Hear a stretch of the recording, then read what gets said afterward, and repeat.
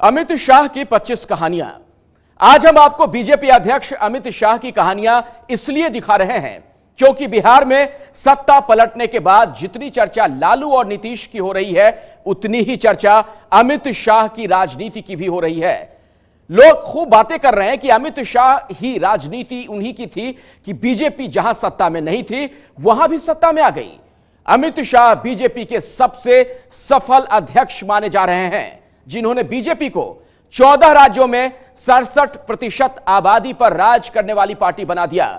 अमित शाह की कहानियां बताएंगी बीजेपी और अमित शाह की कामयाबी की कहानी। अमित शाह का पूरा नाम अमित अनिल चंद्र शाह है। अमित शाह का जन्म 22 अक्टूबर 1964 को मुंबई के एक व्यापारिक परिवार में हुआ था। अमित शाह संपन्न परिवार में जन्मे, लेकिन राजनीति में सबसे निचले स्तर से उन्होंने शुरुआत की। उनका गांव पाटन जिले में है। उन्होंने गुजरात के मेहसाणा में शुरुआती पढ़ाई की। अहमदाबाद से बायोकेमिस्ट्री से ग्रेजुएशन किया।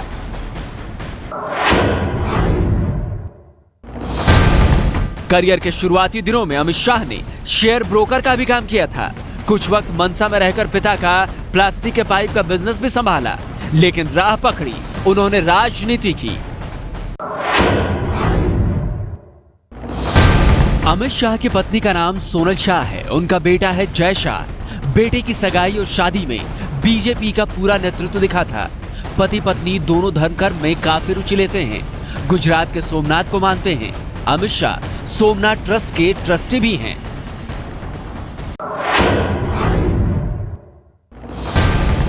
राजनीति में अमित शाह की एंट्री आरएसएस से हुई। आरएसएस की विचारधारा ने अमित शाह पर इतना असर डाला कि वो 14 साल में आरएसएस के साथ हो लिए तरुण स्वयंसेवक बन गए। कॉलेज में रहते हुए वे अखिल भारतीय विद्यार्थी परिषद में सक्रिय हुए। 18 साल में गुजरात के अखिल भारतीय विद्यार्थी परिषद में पदाधिकारी बन गए।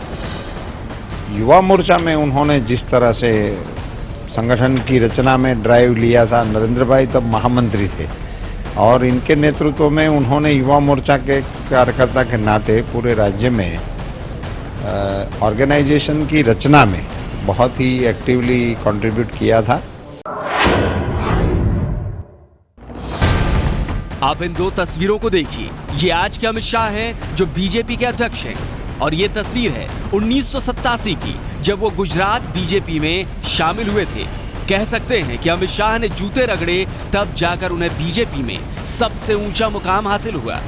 अखिल भारतीय विद्यार्थी परिषद से जुड़ने के बाद अमित शाह 1986 में बीजेपी के सदस्य बने। तब उन्हें बीजेपी युवा मोर्चा में भेजा गया था। साधारण कार्यकर्ता से वार्ड सचिव, तालुका सचिव, राज्य सचिव, उपाध्यक्ष और महासचिव तक पहुंचे।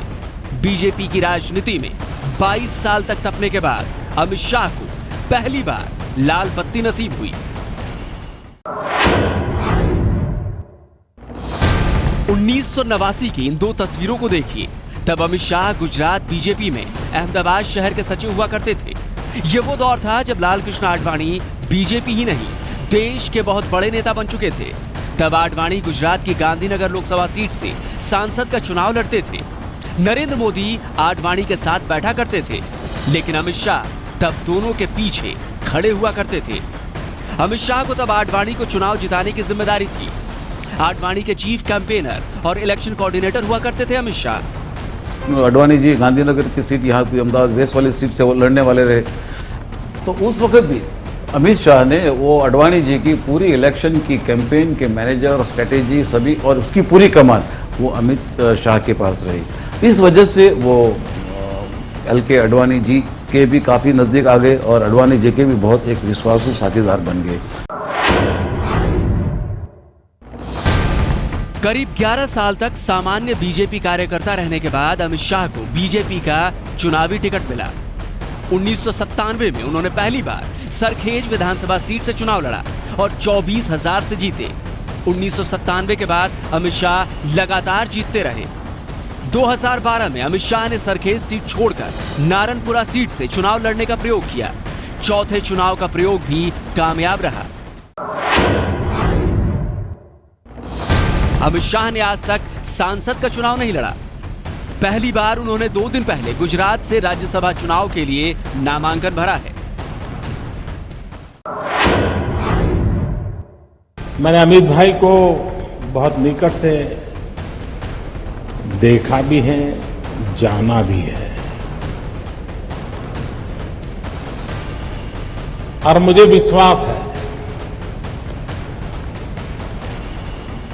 कि पार्टी ने उन्हें जो दायित्व दिया है उसको वो भली भांति निभाएंगे। 35 साल पुरानी अमित शाह मोदी की दोस्ती। कहा जाता है पीएम मोदी और अमित शाह की दोस्ती करीब 35 साल पुरानी है। पहली मुलाकात 1982 की बताई जाती है। उस जमाने में अमित शाह अहमदाबाद में कॉलेज में पढ़ते थे और नरेंद्र मोदी आरएसएस के प्रचारक हुआ करते थे। अमित शाह तब अखिल भारतीय विद्यार्थी परिषद से जुड़े हुए थे। मोदी के साथ अमित शाह ने तब से बीजेपी के लिए काम किया।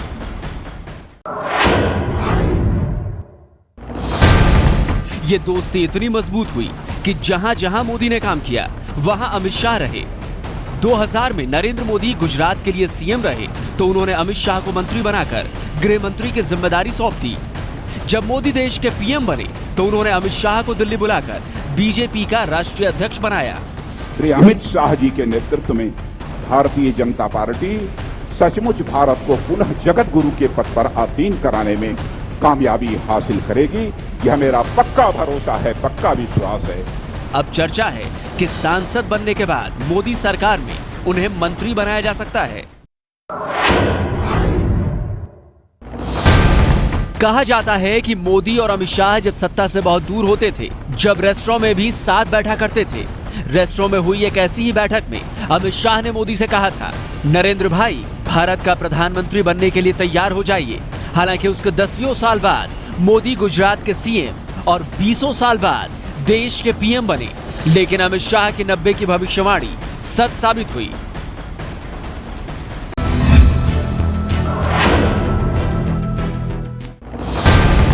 2014 का चुनाव नरेंद्र मोदी के नाम पर बीजेपी ने लड़ा और जीता, लेकिन जीत के नायक माने गए अमित शाह।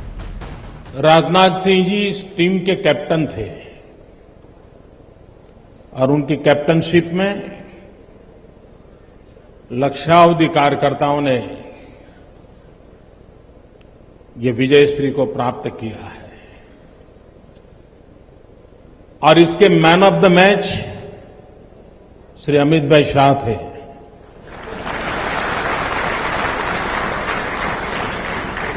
अमित भाई राष्ट्रीय टीम में ना आए होते, उत्तर प्रदेश का उनको प्रभार न मिला होता तो शायद देश उनकी शक्तियों से परिचित नहीं हुआ होता। तब अमित शाह बीजेपी के महासचिव थे और यूपी की 80 सीटें जीतने की जिम्मेदारी थी। अमित शाह ने अपना काम कैसे किया, इसका सबूत मिला जब नतीजे आए। 80 में से 73 सीटें बीजेपी की झोली में आ गिरी।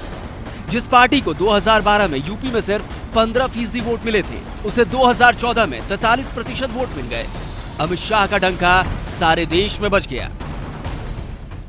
अमित शाह जो हमारे राष्ट्रीय अध्यक्ष हैं, अद्भुत और घनघोर परिश्रम किया उन्होंने और उनका नेतृत्व, उसके कारण भारतीय जनता पार्टी की सफलता मिल रही है। मूल कारण हमारी विजय उसका 2 है, नरेंद्र मोदी की जो विश्वसनीयता और दूसरा जो हमारे राष्ट्रीय अध्यक्ष अमित शाह की परिश्रम। अमित शाह के बारे में कहा जाता है कि अभी तक अमित शाह ने कुल 42 छोटे बड़े चुनाव लड़े, लेकिन उनमें से एक में भी हार नहीं देखी। विजय से हमारा अभियान समाप्त नहीं होता, विजय से हमारे अभियान की शुरुआत होगी। आने वाले दिनों में भारतीय जनता पार्टी का कार्यकर्ता ये न समझे कि भारत कांग्रेस मुक्त हो गया। कई हिस्सों में पार्टी को मजबूत करना अभी बाकी है, पार्टी को पहुंचाना अभी बाकी है। 130 साल वर्ष पुरानी कांग्रेस पार्टी इस चुनाव अभियान में, इस चुनावी समर में 14 राज्यों और 7 केंद्र शासित प्रदेशों में अपना खाता भी नहीं खोल पाई है। अमित शाह बीजेपी के सबसे सफल बीजेपी अध्यक्ष कहे जाते हैं। उनके कार्यकाल में ही बीजेपी अकेले 10 राज्यों में है। 4 राज्यों में बीजेपी सहयोगियों के साथ सरकार में है। इस तरह से देश की 67% आबादी पर बीजेपी का राज है। बिहार में नीतीश कुमार के साथ सरकार उनकी सबसे नई कामयाबी मानी जा रही है।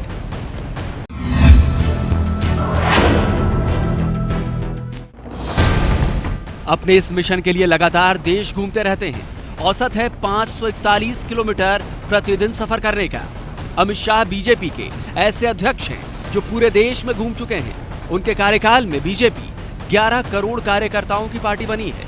इस बार भारतीय जनता पार्टी ने 2019 के लिए एक स्टॉन्च फाउंडेशन डालने का काम ये सभी राज्यों में किया है और ये जो नींव सशक्त नींव पड़ी है उस पर 2019 तक मुझे भरोसा है कि हमारी कैडर एक मजबूत विजय की इमारत बनाने में सफल होगी।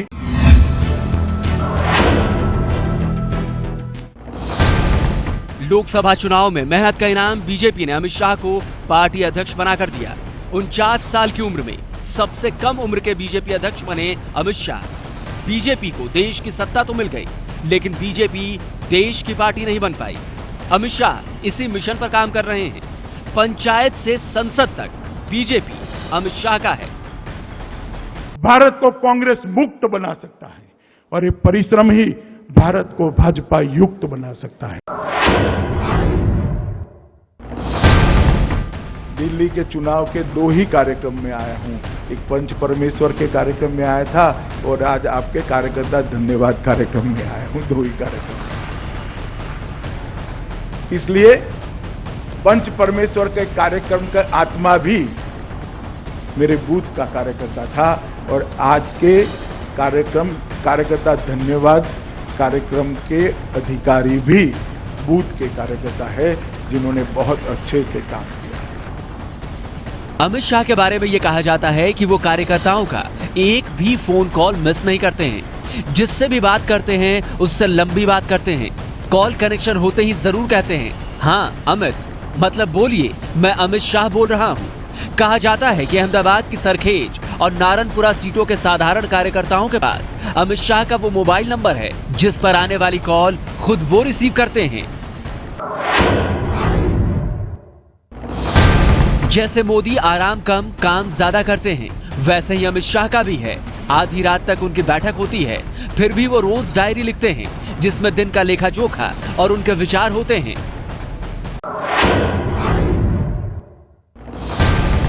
आमतौर पर नेता अपने ऊपर लगे आरोपों और विवादों को संजोकर सार्वजनिक नहीं करते। अमित शाह के राजनीतिक जीवन पर गुजरात के एनकाउंटरों को लेकर कई आरोप लगे। उन्हें जेल तक जाना पड़ा, लेकिन अमित शाह की वेबसाइट www.amitshah.co.in पर इसका भी जिक्र है। वेबसाइट पर लिखा है कि मोदी के करीबी होने के कारण कांग्रेस ने उन्हें निशाना बनाया। अमित शाह के गृह मंत्री रहते हुए सोहराबुद्दीन शेख के एनकाउंटर को कांग्रेस ने फर्जी एनकाउंटर कहा।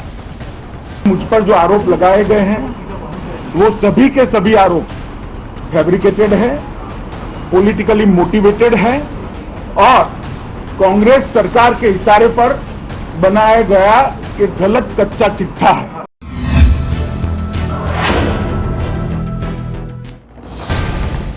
गुजरात की राजनीति में अमित शाह जब शिखर की तरफ बढ़ रहे थे, तब फर्जी एनकाउंटर को लेकर अमित शाह को जेल तक जाना पड़ा।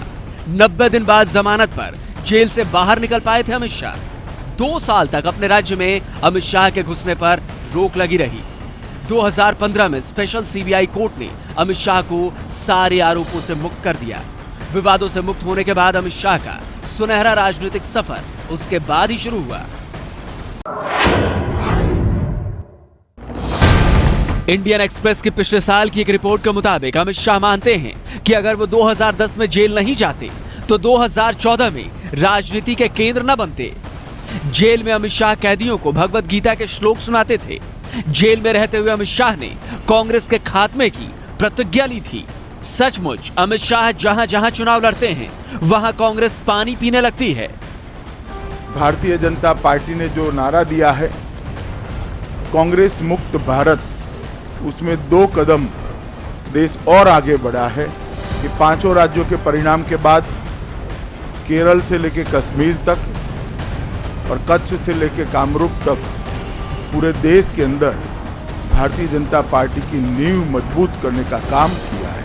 ये वो राज्य है जहां से 10 साल तक कांग्रेस के प्रधानमंत्री असम का प्रतिनिधित्व करते थे। वो राज्य के अंदर भारतीय जनता पार्टी को यश मिला है।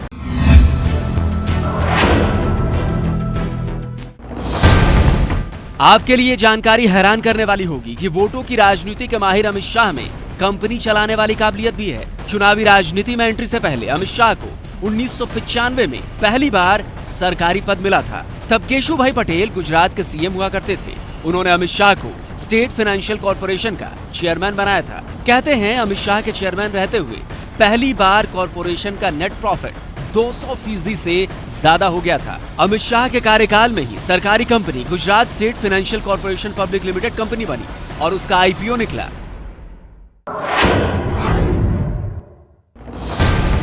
विराट कोहली, सुनील गावस्कर, दक्षिण अफ्रीकी क्रिकेटर जैक कैलिस और एबी डिविलियर्स के साथ अमित शाह की तस्वीरें तब की हैं जब अमित शाह 2009 में गुजरात क्रिकेट एसोसिएशन के उपाध्यक्ष हुआ करते थे।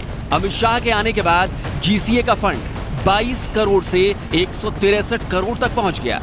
बीसीसीआई ने नियम बना रखा था कि 24 रणजी मैच खेलने के बाद ही क्रिकेटर को बीसीसीआई की पेंशन मिलेगी।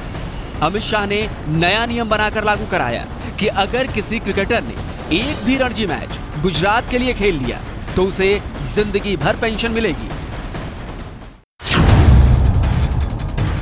ये है एबीपी न्यूज़, आपको रखे आगे।